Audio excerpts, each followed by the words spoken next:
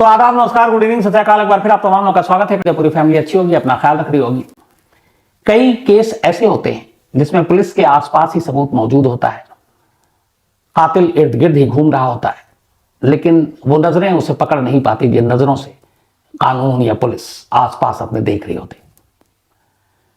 बहुत बार ऐसा भी हुआ है कि शक जिन लोगों पर था वो गलत हुआ, कई बार ऐसा भी हुआ कि जिन पर शक था वो सही निकला। आज की कहानी एक ऐसे कत्ल की कहानी है जिसको सुलझाने में पुलिस को लगभग 10 से 11 साल लग गए। हालांकि इसमें यह भी कह सकते हैं कि अगर पुलिस शायद थोड़ी ज्यादा और ईमानदारी से मेहनत करती तो कातिल तक पहुंचने में इतना लंबा वक्त नहीं लगता। कहानी 2004 में शुरू होती है। कहानी महाराष्ट्र के पुणे शहर की है। पुणे में एक लड़की रहा करती थी जिसका नाम था अर्चना सांगले। अर्चना सांगले एक ठीक ठाक परिवार से पढ़ी लिखी लड़की। जब पढ़ाई पूरी हुई तो घर वालों ने लड़के की तलाश शुरू की। एक अच्छा खासा नौकरी पेशा लड़का उन्हें नजर आया, रिश्ते की बात चली, दोनों घरों की सहमति थी और इसके बाद अर्चना की शादी कर दी जाती है। अब अर्चना अपने मायके से ससुराल पहुंच गई। सब कुछ ठीक था शुरुआत में, हनीमून पीरियड खत्म होता है। धीरे धीरे अब सच्चाई सामने आती है। मियाँ बीवी में बनती नहीं है। अर्चना और उसके शौहर में बहुत सारी चीजें थी, बहुत सारी बातें थी। मिजाज एक दूसरे से नहीं मिलते थे, राय एक दूसरे से नहीं मिलती थी। तो शुरुआती नोक झोंक फिर बहस में बदली, बहस झगड़े में तब्दील, और उसके बाद एक ही छत के नीचे रहने के बावजूद दोनों लगभग अनजान से बने रहते। शादी को साल भर बीत गया। इन साल भर में ये रिश्ते में इतनी कड़वाहट आ गई कि पति पत्नी अब शायद एक दूसरे को देखना भी गवारा नहीं करते। शुरुआत में अर्चना को लगा कि सब कुछ ठीक होगा, लेकिन फिर उसे लगा कि शायद ये रिश्ता आगे नहीं बढ़ पाएगा। उसके पति का भी हाल यही था। तो साल सवा साल बीतने के बाद अर्चना ने फिर फैसला किया कि वो इस शादी से बाहर निकलेगी, अपने पति से अलग होगी और एक अपनी नई दुनिया बसाएगी, अपने तरीके से जिंदगी जिएगी। और इसी फैसले के साथ अर्चना अपने पति का घर छोड़ देती है। पति का घर छोड़ने के बाद कुछ दिन मायके रहती है, फिर कहती है कि मैं कुछ काम करूंगी। शादी हो चुकी थी उसकी, अपने पैरों पर खड़ी होंगी, माँ बाप पे बोझ नहीं बनूंगी। और इसी सिलसिले में वो नौकरी ज्वाइन कर लेती है। अब नौकरी ज्वाइन करने के बाद वो आजाद थी, पति के साथ नहीं थी, सब कुछ ठीक चल रहा था। इसी दौरान में कहानी करवट लेती है। संतोष नाम का एक नौजवान अर्चना को नौकरी के दौरान मिलता है। धीरे धीरे दोनों करीब आते हैं, दोनों में दोस्ती होती है और फिर दोस्ती प्यार में बदल जाता है। संतोष एक एनजीओ चलाया करता था और साथ में जो सोशल वर्क किया करता था। तो ये बात 2005 दिसंबर की है। शादी को साल बीत चुके थे। अब धीरे धीरे मुलाकात के बाद अर्चना को लगता है कि संतोष उसके लिए बिल्कुल फिट है, सही है, इसी के साथ जिंदगी आगे बिताएंगे। अब दोनों वहीं पुणे में एक घर किराए पर ले लेते हैं और अब साथ में लिव इन में रहने लगते हैं। अर्चना की अपनी नौकरी भी ठीक चल रही थी, संतोष का भी अपना एनजीओ ठीक चल रहा था, सब कुछ ठीक था। धीरे धीरे रिश्ते में और मजबूती आती है। फिर दोनों तय करते हैं कि आगे जब एक साथ रहना है तो क्यों किराए के घर में अपना घर खरीद लेते हैं। इसके बाद पुणे के एक पॉश इलाके में दोनों मिलकर एक घर खरीदते हैं, एक अच्छा खासा महंगा घर। इस घर में खरीदने के लिए अर्चना के पैसे ज्यादा लगे थे और संतोष के कम, लेकिन दोनों को साथ रहना था इसलिए उन्होंने कुछ कहा नहीं। अब धीरे धीरे वक्त बीता, घर खरीदा जा चुका, साल भर बीत गए। दिसंबर 2005 में यह घर खरीदा था।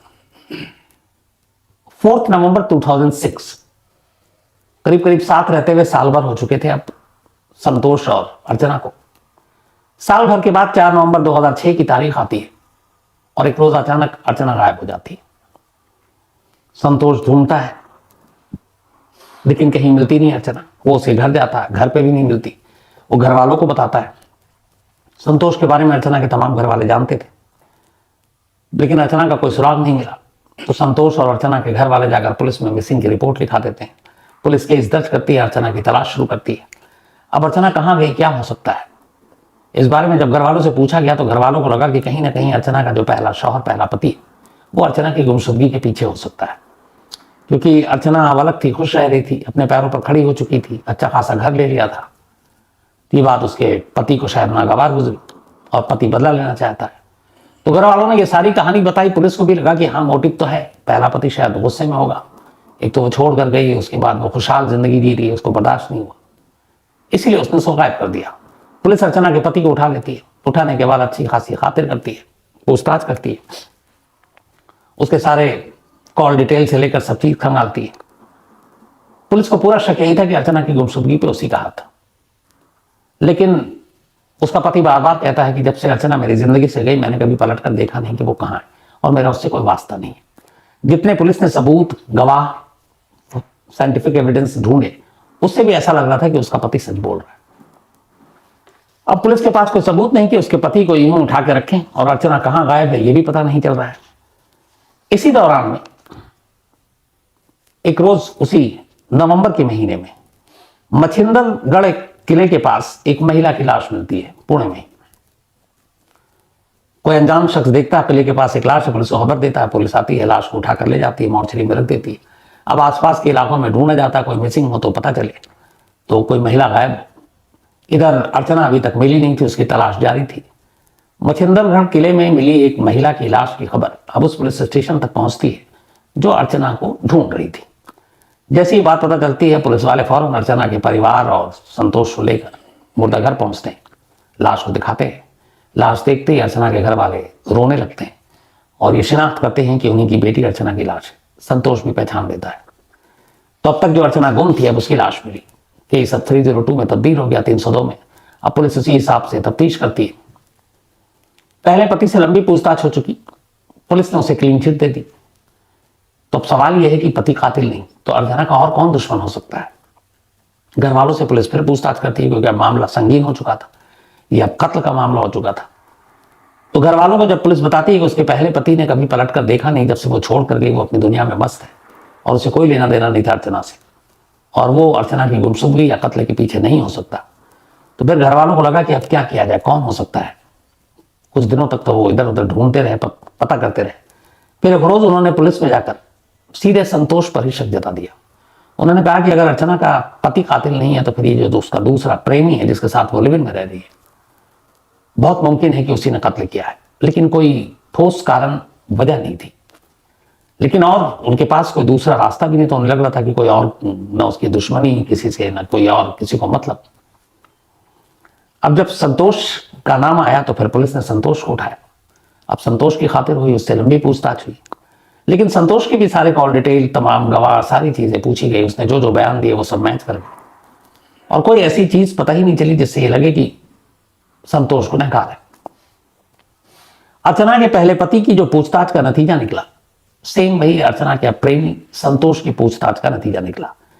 कोई ऐसा सबूत पुलिस के हाथ लगा नहीं जिससे ये साबित हो सके कि अर्चना के कत्ल के पीछे या तो उसके पति का हाथ है या फिर उसके प्रेमी का। बिना सबूत के आप ज्यादा दिन तक हिरासत में भी नहीं रह सकते। तो बिना सबूत की वजह से पुलिस को आखिरकार पति की तरह ही अर्चना के प्रेमी को भी छोड़ना पड़ा। अब वो निकल गया। अब धीरे धीरे वक्त बीता, पुलिस तफ्तीश करती रही, कोई सुराग, कोई गवाह, कोई क्लू हाथ नहीं आ रहा। अर्चना के कत्ल को महीनों, अब साल बीतते जा रहे हैं, लेकिन पुलिस के हाथ कोई सबूत नहीं लगा। करीब करीब 6 साल बीत गया। 6 साल के बाद 2012 आ गया साल। 2012 आने के बाद इस दौरान में पुलिस जब भी कभी रिव्यू मीटिंग होती, मंथली मीटिंग होती, तो पुराने केस में हर स्टेट, हर शहर में ऐसा होता है कि अच्छा कुछ ऐसे केस जो अनसॉल्व हो, उनका स्टेटस क्या है, तो उस पर मीटिंग होती है। तो जब भी इस तरह की मीटिंग होती तो ये अर्चना का भी केस सामने आता कि अब तक सुलझा नहीं, तो उस पर स्टेटस रिपोर्ट मांगा जाता। अब चूंकि सस्पेक्टेड 2 ही थे, अर्चना का पति और उसका प्रेमी, तो उन दोनों के बारे में भी कुछ मुखबिरों के जरिए खबरें निकालती पुलिस, लेकिन कोई फायदा नहीं हो रहा था। लेकिन इसी दौरान एक चीज हुई। 2012 में अचानक पुलिस को पता चला कि जो घर अर्चना ने अपने प्रेमी संतोष के साथ मिलकर पुणे के एक पॉश इलाके में खरीदी थी, वो घर 2 लोगों के नाम पर थी, अर्चना और संतोष, यानी ये ज्वाइंट ओनर थे। अब इस घर को संतोष नहीं बेच सकता था जब तक कि अर्चना अगर जिंदा होती तो सहमति से। अब वो है नहीं, तो बहुत सारी कानूनी चीजें हैं। हालांकि वो रास्ता निकल सकता था कि अर्चना मर चुकी है तो फिर एक मुर्दा साइन करने तो आएगा नहीं, लेकिन उसके कानूनी रास्ते होते हैं।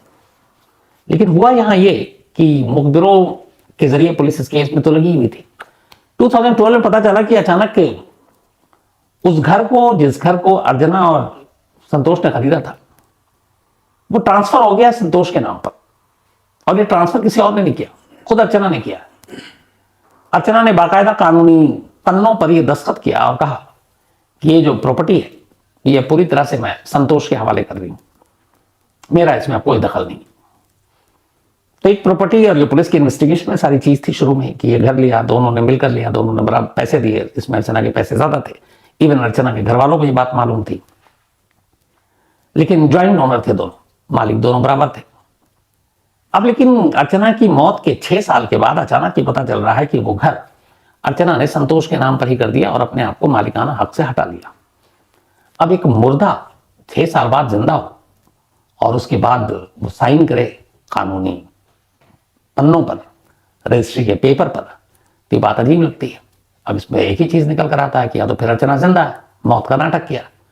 अब पुलिस को भी लगता है ये क्या है, मामला क्या है, पुलिस तफ्तीश करती है। अब यहां पर भी तफ्तीश ऐसी होती है कि एक मर्डर और एक प्रॉपर्टी के केसेस को आमतौर पर हमारे यहां बड़े हल्के तरीके से लिया जाता है।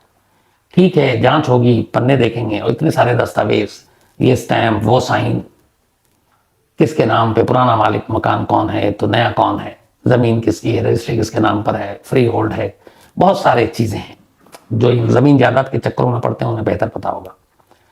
तो खैर 2012 में, बल्कि 6 फरवरी 2012 को यह मकान संतोष के नाम पर हुआ। अब पता चला, परिवार वालों ने भी कहा कि ये क्या है और कैसे ये हक मिल गया उसको, और कैसे अर्चना जो 6 साल पहले ही बल्कि कानून की किताबों में भी मर चुकी है क्योंकि FIR दर्ज है, वो कैसे दस्तखत कर सकती है। पुलिस को भी लगा, लेकिन 12 में ये मामला सामने आया 6 फरवरी को। इसके बाद पुलिस जांच करती रहती है। अंदाजा लगाइए 12 से 17 आ गया 2017, 5 साल बीत गए ये पहली को बूझने में कि एक मुर्दा अर्चना जिंदा बनकर कैसे एक प्रॉपर्टी के पेपर पर साइन कर सकती है। इस दौरान में फिर पुलिस ने उस वक्त जब ये बात आई कि प्रॉपर्टी का नाम हुआ, फिर संतोष को उठाया था, पूछताछ की थी, पर संतोष ने कहा कि जो भी उसने अपने बयान दिए सबूत कुछ था नहीं, क्योंकि प्रॉपर्टी का केस अलग है, कत्ल का अलग है, फिर उसको छोड़ दिया। 2017 आ गया, 17 जनवरी 2017 की तारीख थी।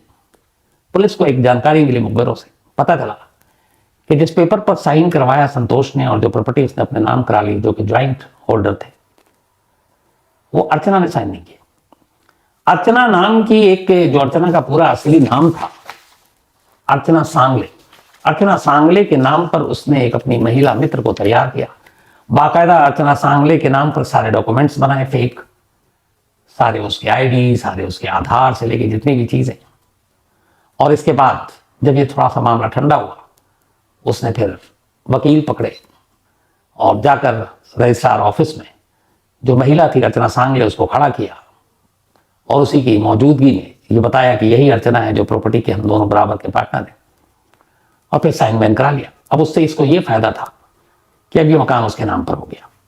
तो ये जो फेक अर्चना, एक फर्जी अर्चना की जब कहानी पुलिस को पता चली, इसी के बाद 17 जनवरी 2017 को पुलिस संतोष को गिरफ्तार करती है। गिरफ्तार तो करती है एक फर्जीवाड़े के केस में, लेकिन पुलिस को मालूम था कि इस फर्जीवाड़े का केस कहीं ना कहीं जाकर किसी और मोड़ पर मिलेगा, और वही हुआ। फर्जीवाड़ा का केस था, इस बार पुलिस के पास कम से कम एक हल्की ही धारा में पुख्ता केस संतोष के खिलाफ था। पुलिस ने उसे गिरफ्तार किया और फर्जीवाड़ा के केस से होते होते अब अर्चना के कत्ल के केस पर आ गई। इस बार उससे अच्छी खातिरदारी की गई और फिर उससे लंबी पूछताछ हुई, और आखिरकार 10 साल के बाद अर्चना की मौत के, बल्कि लगभग 11 साल होने वाले थे, संतोष ने पहली बार सच बोला। उसने कहा कि जब 2006 में, बल्कि 5 में ही वो दोनों मिले, फिर दोनों लिव इन में रहने लगे, दोनों ने तय किया कि वो आगे की जिंदगी साथ काटेंगे। फिर उन्होंने कहा कि हम किराए पे घर पे क्यों रहें, तो पॉश एरिया में एक पुणे के घर लिया, उसमें हिस्सेदारी ज्यादा थी अर्चना की। घर लेने के बाद दोनों रहने लगे, लगभग साल भर साथ रहे। इस दौरान में अब संतोष को ये लगा कि इलाके में प्रॉपर्टी की कीमत बढ़ रही है, तो इस मकान को बेच देते हैं और कहीं चलते हैं। अर्चना इस बात के खिलाफ थी, वो चाहती थी कि नहीं, बहुत मुश्किल से घर लिया, यहीं रहेंगे, ये अच्छा इलाका है। लेकिन संतोष को पैसे चाहिए थे, और उसे ये भी पता था कि इस मकान में ज्यादा हिस्सेदारी अर्चना की है, तो बेचने से थोड़ा पैसे ज्यादा मिलेंगे। अर्चना इस बात को मानती नहीं थी। इस चीज को लेकर दोनों में अब झगड़ा शुरू हो गया, वो प्यार मोहब्बत से बहावा हो गई। और आखिरकार नवंबर 2006 में एक रोज घुमाने के बहाने संतोष अर्चना को बाहर ले जाता है।